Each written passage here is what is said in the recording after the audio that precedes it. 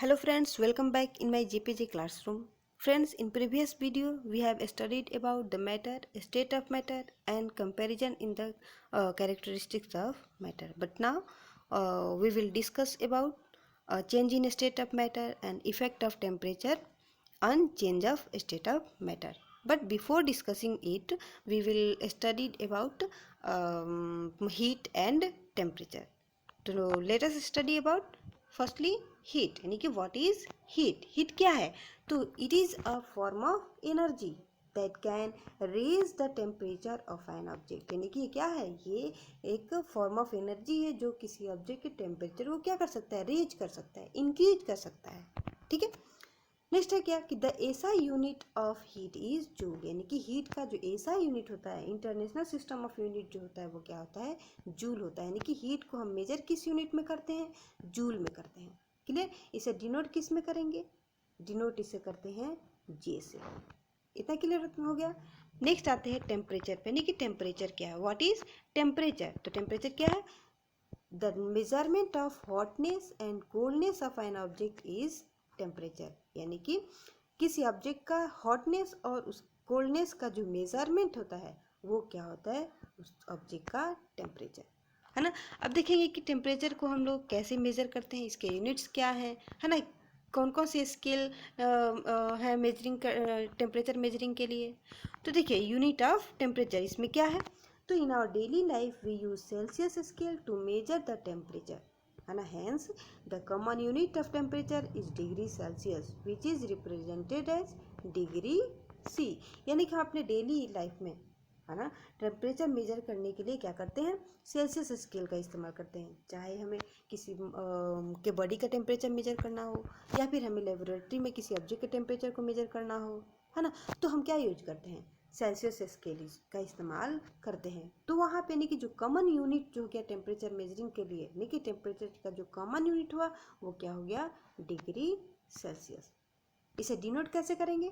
तो degree C से हम इसे डिनोट करते हैं. जैसे एग्जाम्पल के तौर पर ले लेते हैं. आइस का मेल्टिंग पॉइंट क्या होता है? 0 डिग्री सेल्सियस.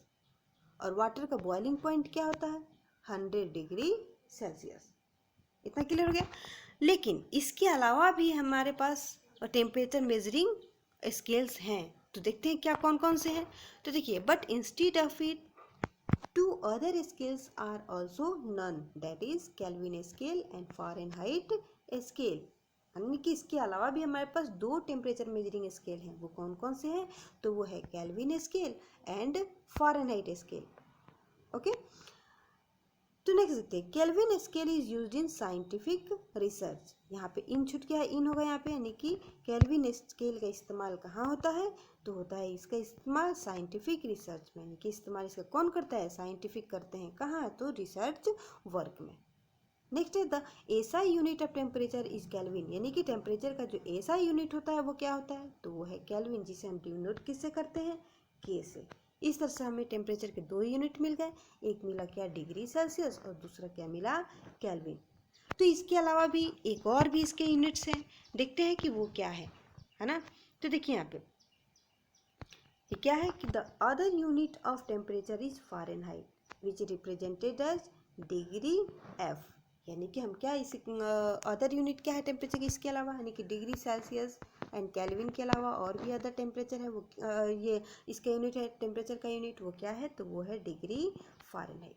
इतना क्लियर हुआ. यानी कि हमारे पास 3 यूनिट मिले टेम्परेचर का. एक हो गया क्या? Degree Celsius. दूसरा हो गया केल्विन. और तीसरा क्या हो गया? Degree Fahrenheit. हम इसमें 1 बाई 1 करके रिलेशन देखेंगे कि इनमें रिलेशन क्या है. तो सबसे पहले देखते हैं क्या कि डिग्री सेल्सियस और केल्विन में क्या रिलेशन है. ओके.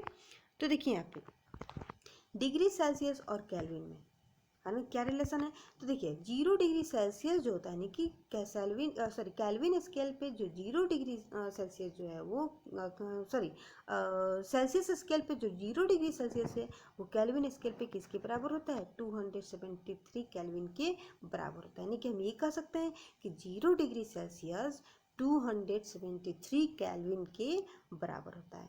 है ना। तो इस तरह से यदि हमें मान लीजिए कि सेल्सियस स्केल टेम्परेचर मालूम हो और हमें केल्विन स्केल टेम्परेचर ये फाइंड करना हो, तो क्या करेंगे, सेल्सियस स्केल टेम्परेचर में 273 को ऐड कर देंगे तो हमें क्या मिल जाएगा, केल्विन स्केल टेम्परेचर मिल जाएगा। जैसे एग्जांपल के तौर पर देख लेते हैं, जैसे हमारे पास 5 डिग्री सेल्सियस मालूम है और इसे हमें केल्विन में चेंज करना है, यानी कि केल्विन पे इसका टेम्परेचर हमें ऑब्टेन करना है। तो करेंगे क्या, 5 डिग्री में सेल्सियस में 5 डिग्री सेल्सियस में हम 273 को ऐड कर देंगे तो हमें क्या मिला, 278 केल्विन। तो इतना क्लियर हो गया, है ना। डिग्री सेल्सियस मालूम हो तो हम इसमें क्या करेंगे, 273 को ऐड कर देंगे, ठीक है। अब नेक्स्ट देखिए, अगर हमें केल्विन मालूम हो, जैसे हमें मालूम है कितना, 373 डिग्री 373 केल्विन टेम्परेचर मालूम हो और इसे हमें चेंज करने क्या, डिग्री सेल्सियस में। तो क्या करेंगे, इसमें हम यानी कि जैसे कि इसमें फार्मूला क्या है कि temperature and Celsius scale equal to temperature and Kelvin scale by minus 273, यानी कि केल्विन स्केल टेम्परेचर से 273 को सब्ट्रैक्ट कर देंगे, यानी कि यहाँ पे जो हमारे पास टेम्परेचर है केल्विन का 373 केल्विन, इसमें से हम क्या करेंगे, 273 को सब्ट्रैक्ट कर देंगे तो हमें क्या मिला, 3307703 यानी कि 1 हो गया, यानी कि 100 डिग्री सेल्सियस मिल गया, यानी कि 373 केल्विन टेम्परेचर जो है वो किसके बराबर है, तो वो है 100 डिग्री सेल्सियस के बराबर। इतना क्लियर हुआ। अब हम देखेंगे कि ये डिग्री सेल्सियस और डिग्री फ़ारेनहाइट में क्या रिलेशन है। तो देखिए आप, डिग्री सेल्सियस इक्वल टू क्या है, 9/5 degree, sorry degree Fahrenheit equal to क्या है, 9/5 डिग्री सेल्सियस प्लस 32, यानी कि हमें अगर डिग्री सेल्सियस टेम्परेचर मालूम हो और हमें फ़ारेनहाइट में चेंज करना हो तो क्या करेंगे, तो ये फार्मूला अप्लाई करेंगे, है ना। जैसे देखिए एग्जांपल के तौर में हम देख लेते हैं, है ना। जैसे देखते हैं एग्जांपल के तौर में, तो देखिए यहाँ पे जैसे हमारे पास क्या है, 20 डिग्री सेल्सियस और इसे हमें चेंज करना है क्या, डिग्री फ़ारेनहाइट पे। तो क्या करेंगे, जैसे 20 फार्मूला क्या है, 9/5 यानी कि 9 से मल्टीप्लाई करेंगे और 5 से डिवाइड करेंगे। नेक्स्ट क्या है, प्लस 32 और इसमें 32 को ऐड करेंगे। तो देखिए 5 4 जा क्या हो गया, 20। अब नेक्स्ट देखिए 9 4 जा 36 और फिर इसमें क्या ऐड करेंगे, 32। तो हमें क्या मिला, 628 और 336, यानी कि इतना डिग्री फ़ारेनहाइट टेम्परेचर होगा किसके बराबर, तो देखिए किसके बराबर, 20 डिग्री सेल्सियस जो होगा वो कितने फ़ारेनहाइट के बराबर होगा, तो 68 डिग्री फ़ारेनहाइट के बराबर होगा। तो इतना क्लियर हो गया। अब देखिए अगर हमें फ़ारेनहाइट मालूम हो, यानी कि हम मेजर कर लेते हैं, जो अभी हमें पता किया, यानी कि 68 डिग्री फ़ारेनहाइट को हम किस में मेजर कर लेते हैं, देखते हैं कितना सेल्सियस आता है, डिग्री सेल्सियस में। तो यहाँ पे देखिए, यहाँ पे राइट हैंड में क्या है, 32 एडेड है, तो इसको लेफ्ट हैंड में भेजेंगे तो क्या होगा, ये सब्ट्रैक्ट हो गया, यानी कि सबसे पहले हम क्या करेंगे, सब्ट्रैक्ट करेंगे। 68 से 32 को सब्ट्रैक्ट कर लिए, हमें क्या मिला, 36, यानी कि 8 से 2 गया 6 और 3 से 3 गया, सॉरी 6 से 3 गया 3। अब क्या करेंगे, 9/5 है राइट में, लेफ्ट में भेजेंगे तो क्या हो जाएगा, 5/9, यानी कि 5 से मल्टीप्लाई करेंगे और 9 से डिवाइड करेंगे तो हमें क्या मिला, 9 4 जा 36, 5 4 जा 20, यानी कि 20 डिग्री सेल्सियस। इतना क्लियर हुआ। तो देखिए यानी कि 68 डिग्री फ़ारेनहाइट कितने के बराबर हुआ, 20 डिग्री सेल्सियस के बराबर हुआ। तो इतना क्लियर हो गया। अब नेक्स्ट आते हैं क्या, change of state of matter पे, है ना। तो यहाँ देखिए 1 मिनट, हाँ। तो देखिए, as we have already studied that matter can exist in 3 physical state, that is solid state, liquid state and gaseous state. यानी कि हम ये जानते हैं कि मैटर जो होता है वो कितने स्टेट में ये एग्जिस्ट करता है, तो 3 स्टेट में, यानी कि कितने फिजिकल स्टेट होते हैं, 3 फिजिकल स्टेट में ये एग्जिस्ट करता है, solid state, liquid state and gaseous state. Example के रूप में ले तो जैसे कि for example water exist as a solid in the form of ice as a liquid in the form of water and as a gas in the form of steam, यानी कि water vapour. यानी कि water जो होता है ये भी three form में एग्जिस्ट करता है।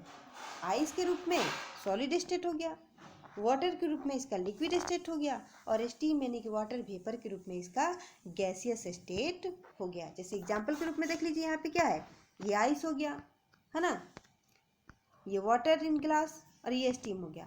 अब देखिए यहाँ पे होता क्या है, जैसे कि वाटर को जब हम आइस को जब हम हीट करते हैं या फिर इसको ओपन में रख देते हैं, तो जब ये हीट एब्जॉर्ब करता है तो क्या होता है, ये इसका टेम्परेचर राइज किया और ये क्या हो जाता है, ये लिक्विड यानी कि वाटर में चेंज हो जाता है। और जब ये वाटर जो क्या होता है, ये गर्म होता है ना, तो ये क्या होता है, ये गर्म होकर के वेपर में चेंज होता है। लेकिन वेपर जब इसको फर्दर कूल किया जाता है, जब ये ठंडा होता है, तो फिर ये अगेन किस में चेंज हो गया, लिक्विड में। और फिर लिक्विड को जब हम लोग फ्रीजर में रखते हैं है ना, एट फ्रीजिंग टेम्परेचर पर रखते हैं, यानी कि लो टेम्परेचर पर रखते हैं, तो वो फिर अगेन वो किस फॉर्म में आता है, आइस के फॉर्म में आ जाता है। तो इस तरह से यहाँ पे ये क्या इंडिकेट करता है कि मैटर क्या है, मैटर अपने स्टेट को चेंज कर सकते हैं, यानी कि this indicates that matter can change it's state. तो अब देखते हैं कि कैसे मैटर जो है वो अपने स्टेट को चेंज कर सकता है। तो देखिए, we can change the physical state of matter in two ways, है ना, यानी कि हम क्या कर सकते हैं, मैटर के फिजिकल स्टेट को दो तरीके से चेंज कर सकते हैं। पहला क्या हो गया, by changing the temperature, and next क्या हो गया, बाय चेंजिंग द प्रेशर। यहाँ पे टेम्परेचर चेंजिंग करने कहने का मतलब यानी कि जब यदि हम किसी ऑब्जेक्ट को हीट करेंगे या कूल करेंगे, कि उसे गर्म करेंगे या ठंडा करेंगे, तो वहाँ पे क्या होगा, गर्म करेंगे तो उसका टेम्परेचर बढ़ेगा, ठंडा करेंगे तो उसका टेम्परेचर घटेगा। यानी कि टेम्परेचर बढ़ा करके और घटा करके हम उसके स्टेट को चेंज कर सकते हैं, है ना। प्रेशर में भी है कि by increasing and decreasing the pressure we can change the state of matter, यानी कि प्रेशर को भी बढ़ाने और घटाने से हम क्या कर सकते हैं, मैटर के स्टेट को चेंज कर सकते हैं, है ना। जैसे मैटर के कुछ फिजिकल कैरेक्टर्स है, जैसे कि इसका इंटरमोलिकुलर फोर्स ऑफ अट्रैक्शन हो गया, इंटरमोलिकुलर इंट्रैक्शन हो गया, है ना, इसका काइनेटिक एनर्जी हो गया, है ना। ये सब किस पे डिपेंड करते हैं, ये डिपेंड करते हैं टेम्परेचर और प्रेशर पे, यानी कि टेम्परेचर और प्रेशर को बढ़ाने से ये भी क्या होते हैं, अफेक्टेड होते हैं, है ना। और इस तरह से जब ये अफेक्टेड होते हैं तो इस तरह से मैटर के स्टेट क्या होते हैं, वो एक वन स्टेट से दूसरे स्टेट में चेंज होते हैं, है। तो आइए देखते हैं कि टेम्परेचर जो है वो कैसे अफेक्ट करता है, यानी कि effect of temperature on the state of matter. तो फर्स्ट में आते हैं किसमें, तो सॉलिड टू लिक्विड चेंज, यानी कि मेल्टिंग। तो यहाँ पे देखिए क्या है कि इफ़ वी हीट आइस, क्या है कि if we heat ice it changes into water, यानी कि जब हम आइस को हीट करते हैं तो ये किस में चेंज होता है, ये वाटर में चेंज हो जाता है, यानी कि in this case solid ice changes into liquid water, है ना। यानी कि सॉलिड आइस जो है वो किस में चेंज हो गया, लिक्विड वाटर में चेंज हो गया। So a change of state has taken place, यानी कि यहाँ पे क्या हुआ, यहाँ पे मैटर का स्टेट चेंज हुआ, यानी कि सॉलिड आइस क्या था, सॉलिड फॉर्म में था, वो किस में चेंज हो गया, लिक्विड वाटर, यानी कि वाटर फॉर्म में, लिक्विड फॉर्म में वो चेंज हो गया। तो यहाँ पे देखिए, यहाँ पे हुआ क्या, जैसे आइस को हीट किया गया, तो जब हीट किया गया तो उसका टेम्परेचर क्या आता है, टेम्परेचर उसका रेज कर जाता है, राइज कर जाता है, इंक्रीज कर जाता है। और जब टेम्परेचर इंक्रीज करता है तो उसके पार्टिकल्स के बीच का जो फोर्स ऑफ अट्रैक्शन जो है वो क्या आता है, वो वीक हो जाता है। और फोर्स ऑफ अट्रैक्शन वीक होने के चलते होता क्या है कि उसके पार्टिकल्स के बीच कुछ स्पेस हो जाते हैं, जिसके चलते उनमें कुछ मोशन आता है, वो वाइब्रेट करने लगते हैं, और इस तरह से वो क्या होते हैं, वो वन स्टेट से दूसरे स्टेट में चेंज होने लगते हैं।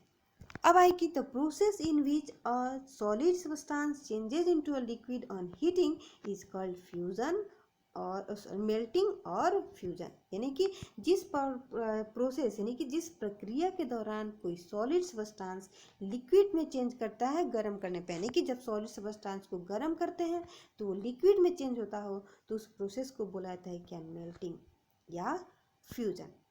अब ये जो मेल्टिंग होता है ना, कि जो सॉलिड का जो ये मेल्टिंग है, ये जो मेल्टिंग का प्रोसेस जो है वो क्या होता है, एक फिक्स टेम्परेचर पे होता है, ठीक है। तो देखिए, so the temperature at which A solid melts and change into a liquid at atmospheric pressure is called melting point of the substance. यानी कि यहाँ पे क्या हुआ, यानी कि टेम्परेचर जिस टेम्परेचर पे, यानी कि वो फिक्स टेम्परेचर जिस पे एक सॉलिड जो है वो लिक्विड में चेंज होता है एटमॉस्फेरिक प्रेशर पे, तो उस फिक्स्ड टेम्परेचर को बोला जाता है मेल्टिंग पॉइंट, यानी कि उस सब्सटेंस का मेल्टिंग पॉइंट बोला जाता है।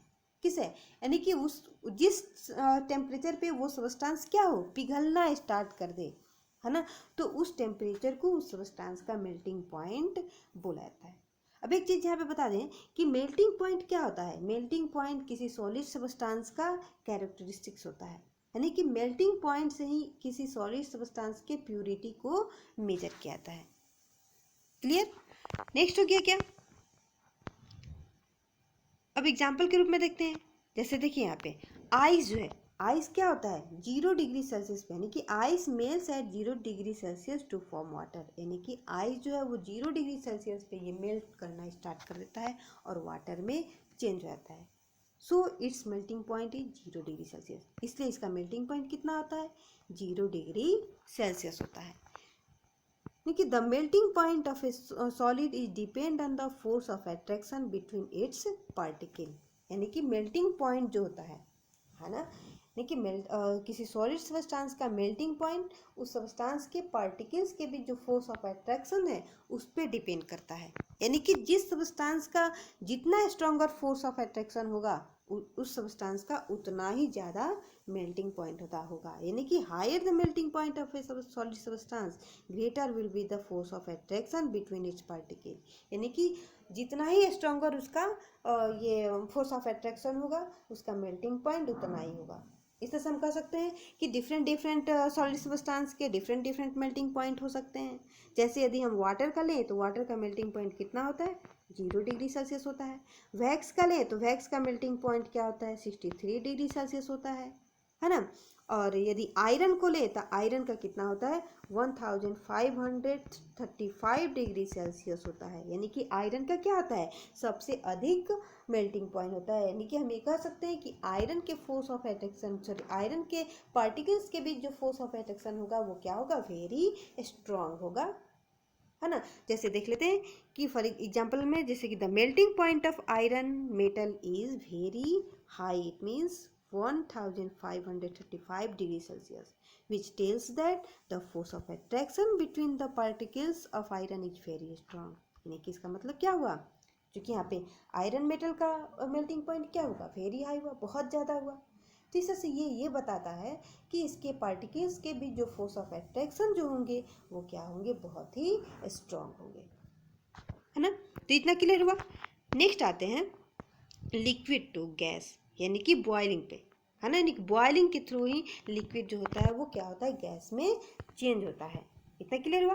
तो देखिए यहाँ पे we know that water normally exist in liquid state, हम ये जानते हैं कि वाटर नॉर्मली किस में एग्जिस्ट करता है, ये लिक्विड स्टेट में एग्जिस्ट करता है।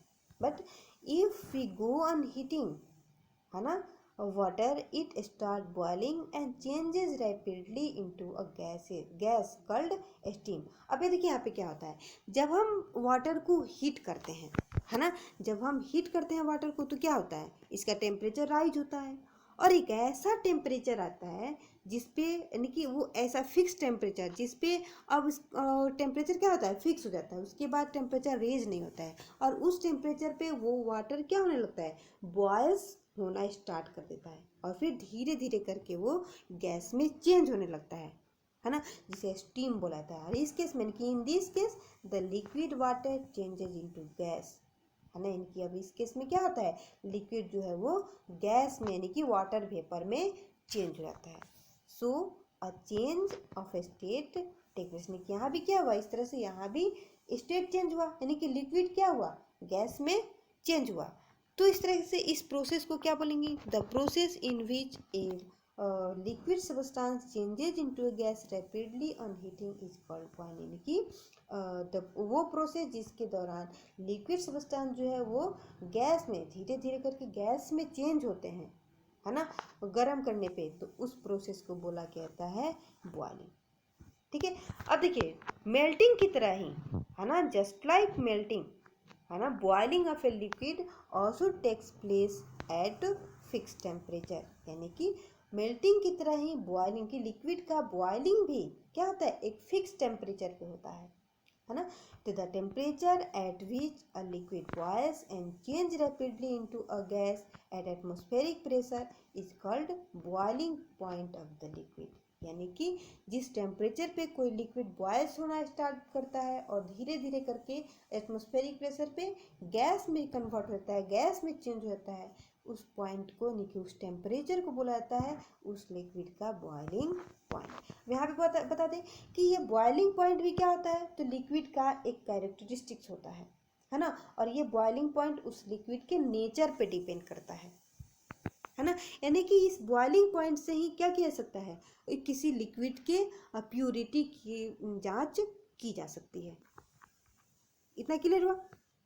अब यहाँ पे देखिए जैसे कि मेल्टिंग सॉरी बॉइलिंग पॉइंट ले, जैसे कि when water is heated to a temperature of 100 degree Celsius it boils and changes into gas, यानी कि जब हम वाटर को हीट करते हैं, यानी कि 100 डिग्री टेम्परेचर पे जब ये हीटेड होता है, यानी कि इसका टेम्परेचर जब 100 डिग्री सेल्सियस तक पहुंचता है, देन अब क्या होने लगता है, ये बॉयल होने लगता है और इसका टेम्परेचर क्या होता है, फिक्स रहता है, और फिर ये धीरे धीरे करके गैस में चेंज होता है। तो इसलिए यानी कि so the boiling point of water is 100 degree Celsius.